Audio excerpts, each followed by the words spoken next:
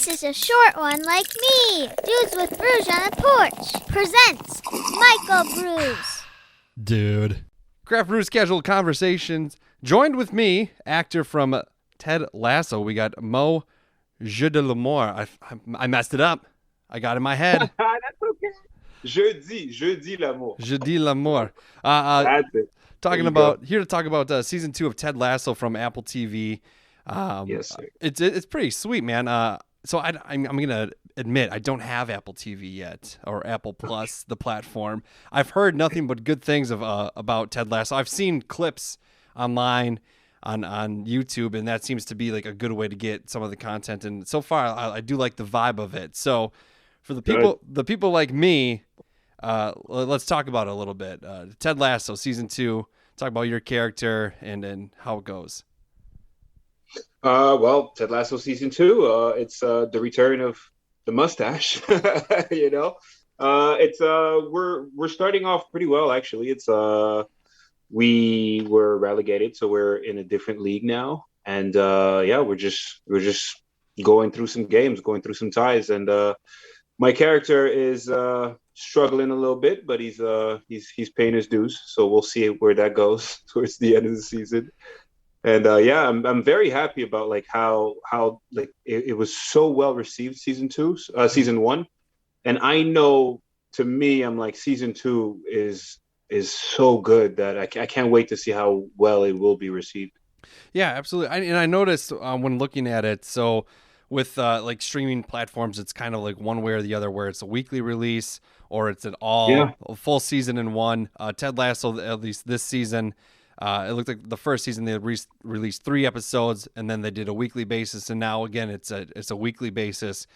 So as your experience as an actor, do you prefer the weekly basis, or do you like, people that had to have the ability to watch an entire season in, a day? Yeah, well, the thing is, if it would have been a binging thing, we would have seen the show come out in like September or October. Okay. Because they still need to finish the editing and all of that, So it's like it would have taken so much longer for people to watch it. But now we're here, and like I came back like not even a month ago, and and it's already airing. So I'm like, oh my God, this is so cool, And it's I think it's so much better also because now you give so much chance to people to watch an episode, so then we can all discuss it. But if you binge it, you can't really you don't talk about it because you don't know if people have watched it already, and you don't want to spoil it and stuff like that. So it's better. And also now we're going to be talking about Ted Lasso for the next 3 months. Yeah, I think that's so cool. Yeah, I agree. And then because I've been stuck in those binging holes where it's just I'm watching episode after episode after episode, and then you have to wait for your buddy. Like, he's busy, and it's like, oh, he's not going to watch it for another 6 months, and you have nobody to talk to, and it's right. I agree. I think it's interesting though, just with like the streaming platforms, how they do it. And what's the last thing you've binged? I watched the first season of Dave on Hulu. My dude! That's such a good show. It is, and I've been watching the weekly releases of season 2 every week, and some people are giving it a little bit of hate, but I've enjoyed it, and this last episode was great. Yeah, it was. Yeah, good. He really takes chances. I think it started coming out while I was in London, so I wasn't able to start season 2. But season 1, dude, I watched. There's a few episodes that I rewatched like on the daily because I was like, oh my God, he's so good. And plus, he writes most of the stuff that we see, and he's not even a writer. Like, it's his first time doing anything like that. So that's so cool. Yeah, I think he edits it all too. So he does like. Oh, I didn't know that. That's stuff. Crazy. Good for him. Yeah, it's pretty sweet. So like, with Ted Lasso, you're working with a pretty sweet crew, and one of the creators, Bill Lawrence, is I love that guy because Scrubs. You can never turn down Scrubs, and that show came at me at like such a weird point in my life, and it just like created this wonderful escape for me. So I am forever in love with Bill Lawrence, and anything that has his name attached to it, I need to be a part of. And he's such a cool guy, man. I'm telling you, as much as he's a cool creator, as a dude, he's like, he's amazing. He's such a fun guy, man. He's super funny. super, super fun. Yeah. So when you're filming, you have your own character, and then you kind of read the script, you kind of get a grasp for what you think how it should be presented. Do you have any like freedom to improv, to like riff off each other every once in a while? Yeah, the cool thing about this set is that it's so Jason is very loose with it. So like you can try out stuff, like it's always Joe Kelly is always on set to see. He's like the I believe the producing writer. Okay. So he's the person that's like he'll be like, well, it's the entire arc, so this doesn't really work. But he'll always let you try out anything, Yeah. And if Jason is on set, the same thing. And the cool thing about like, comedy is such it's like a formula. Right. You can see it on paper and you cannot understand it. And then a lot of the times I don't get it. And I'm like, okay, my character says this. So then I come in and then we rehearse with everybody. And if Jason's there, I'll rehearse it. And then Jason's going to be like, okay, no. So you have to say it like this because then he has to reply that. And then this and this. He's like a conductor. Right. Like every scene that you see that we're in the locker room where everyone is like, is saying one line and one line here, one line there, He's like a conductor. He's like, all right, you're going to say like this, you're going to say like, and it always works. And it's as if like we're seeing a master just performing. It's so beautiful to see. Yeah, and with a lot of comedy, there's the rules of improv and things like that too. Do you have an improv background? I've seen, you've been in a good amount of movies, and some of them aren't really like the comedic type. But do you have any kind of introduction to improv, or have you worked on it? Well, the funny thing is when I was filming season 1, I asked Jason. I was like, dude, should I like, as soon as I get back, do UCB and then try to do even stand up and stuff like that, and maybe groundlings or whatever. And he was like, the most important thing for acting is repetition and life. So he was like, just travel the world, do like fall in love, like get your heart broken, like just go through experiences and you'll find the joy in it and the fun in it and stuff like that. I didn't listen to him. I went to UCB, but it was still UCB was great. I loved it, and then for season 2, it definitely helped. But I definitely lived a life too, so it helps too. So he's definitely right about that. Yeah, absolutely. And UCB, that's in Canada, right? That's like Eugene Levy and Catherine O'Hara. Is that right? Or I'm not sure. UCB, I know maybe they have like a school there, but I believe it came out of. I'm not sure where was the first school. It might have been in Los Angeles, I think. Okay, I'm thinking of something else, but maybe, yeah. But I mean, you hear about the groundlings and even like Second City, at least in the Midwest, you hear a lot about Second City and improving, and it's something that. Yeah, there's a Second City in Chicago, which is like a couple hours away. Where he went, yeah. Yeah, so I have this fascination with improv, but I'm just too scared to even try it. No, you should do it, dude. You should do it. I think it's something that like anybody should do because it's so like in class. I think we were only like 3 or 4 actors, and the rest were just like people that were just like trying to get out of their shell, and just because it helps you socially so much. Yeah, because you're so connected with people because you're trying to find the joke. Yeah, definitely. Yeah, definitely. Yeah. And presenting the joke, like you said too, you see it on paper. It is an art form. So kudos to you for being able to pull it off. Thank you. It's it's just something that I've studied, quote unquote, studied comedy. Just like I watch a lot of it, I consume a lot of it. So I try to like see how I try to see if did this person improv that or but the best you'll never know. Yeah, you know what? Just today I was watching just bloopers. I love being on set. So for me, sometimes I'll just watch B-rolls on YouTube. Like a good one is like Wolf of Wall Street that's on YouTube, like just the B-roll. So you just see them like it's as if you're with them on set. It's so cool. And so I was watching the one today with Tropic Thunder. Okay. And it's a B-roll of both of Robert Downey Jr. and Ben Stiller just doing one scene together, and it's just like a back and forth. And dude, Robert Downey Jr. is a genius. He's so good at it. He's such a good improviser. I haven't watched that movie in a long time. It's a different world now. Movie. Yeah, it's a little bit different. You couldn't make that movie today, I don't think. But so originally you're from Canada, right? Originally you're from Canada. Montreal, Canada, born and raised. Cool. I've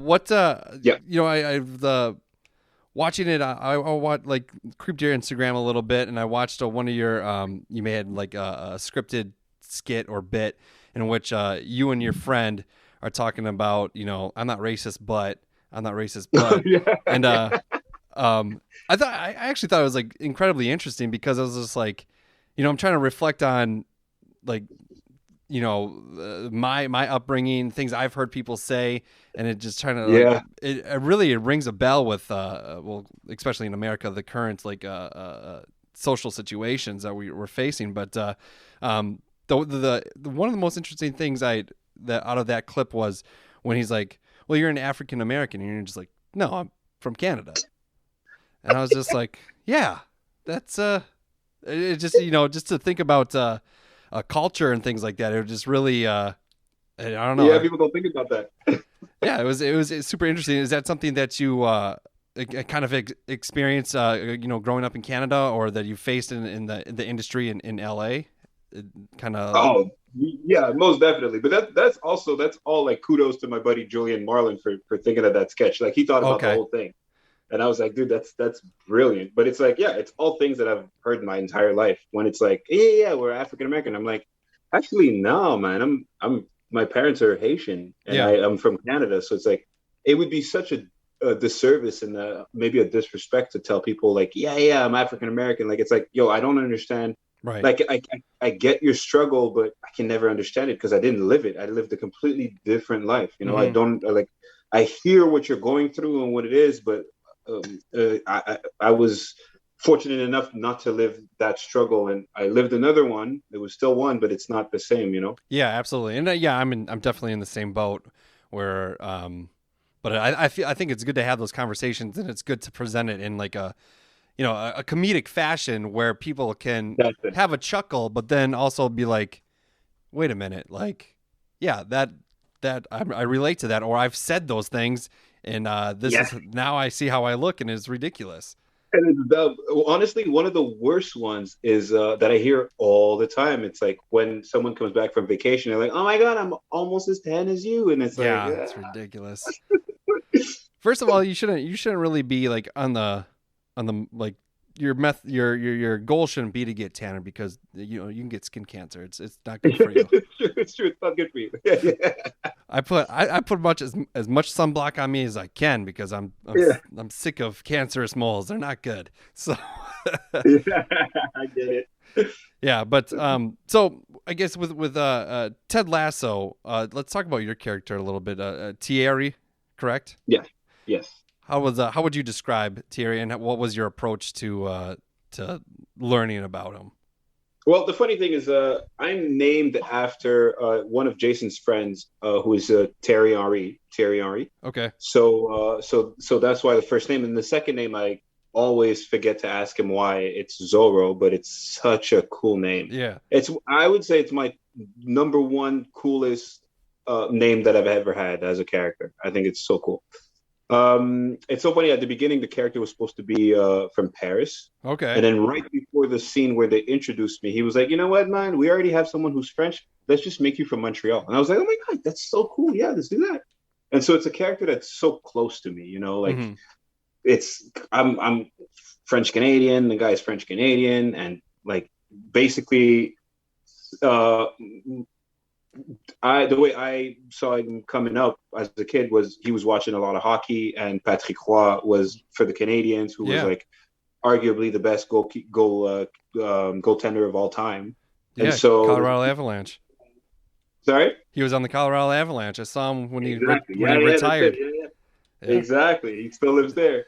And so I was like, I really take after him, like talking to his posts, stuff like that. Mm-hmm. Because when you're a goalkeeper, you're by yourself a lot, so you become a little bit different than the other players. Right. But yeah, I think he's a joker. He likes to poke fun at people, especially Sam Obisanya, because they're usually together. So he likes to poke fun at him.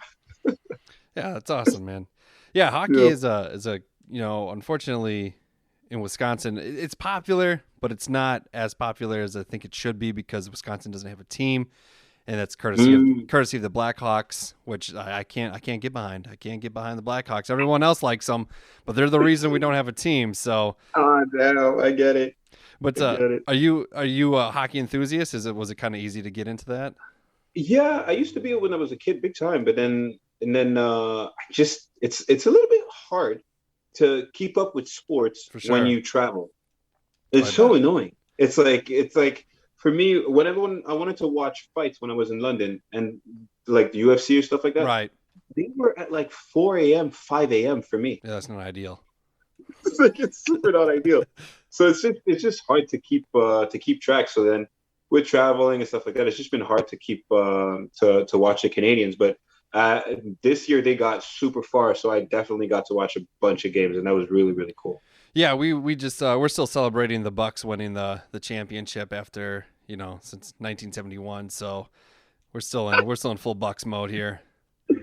Amazing. Have you ever been to Wisconsin? No, I don't. No, I have not.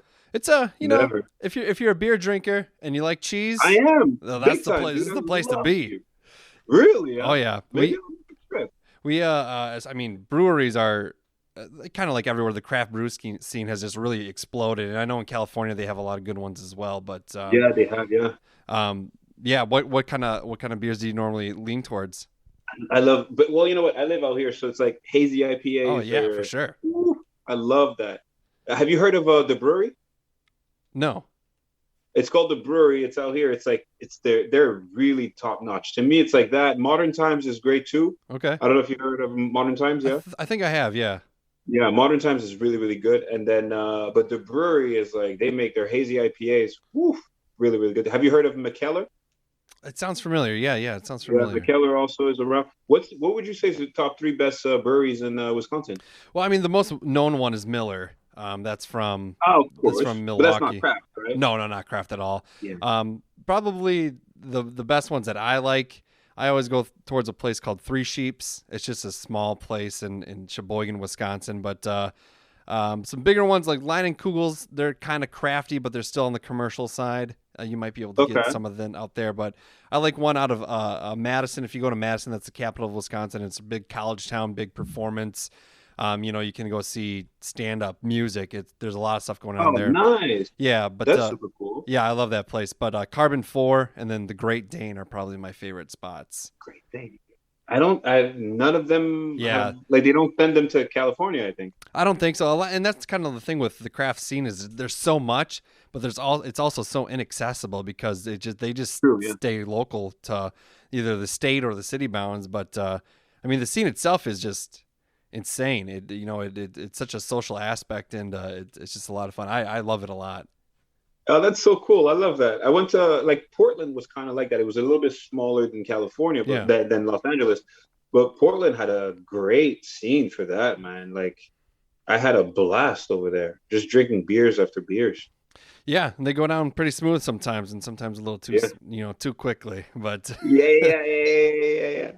Yeah, it's outside of that, Wisconsin is predominantly beer, cheese, Packers, Bucks, and that's how we Packers, Bucks. What's that? The Packers, the Green Bay Packers, the football team. Oh, and then, of course. And then the Milwaukee Bucks, the basketball team. So, being from Canada, like as far as like other sports, because Ted Lasso is very sports heavy program, but is it predominantly? They have the CFL, of course. I know that. But is there other sports that you're into that you get to enjoy? So I played football when I was a kid. So nice. I played American football. So I did that for a while, and then I was really into it when I was a kid, and then just grew out of it. I realized I was like, all the hits and stuff like that. I was like, it's a little bit a lot, And then, but now that I realize, now being on the show and stuff, and me seeing how cool the sport is. Now I'm like, I think this might be the coolest sport right now on TV, because it's like there's no casualties kind of. Hockey, the hits are violent, they fight. Still enjoyable to watch, but I feel like NBA and soccer, the two that are very, it's like skill based. It's really cool. Sure. Yeah, and One thing I wish I was more athletic, but I'm sadly not. I was probably I was the best on the third string because I was the only on the third string, but that's all right. But yeah, man. Well, I really appreciate you hopping on the show. Of course, if you want to plug, your Instagram, Twitter, and all that kind of stuff, of course, we can watch Ted Lasso season 2. Yes, sir. Get it on Apple TV, Apple Plus. Is that's what it's called, right? Apple Plus is the streaming. Apple Plus, yeah. Yeah, and watch it. It's gonna be fun. Yeah, that's it. Yeah. Exactly.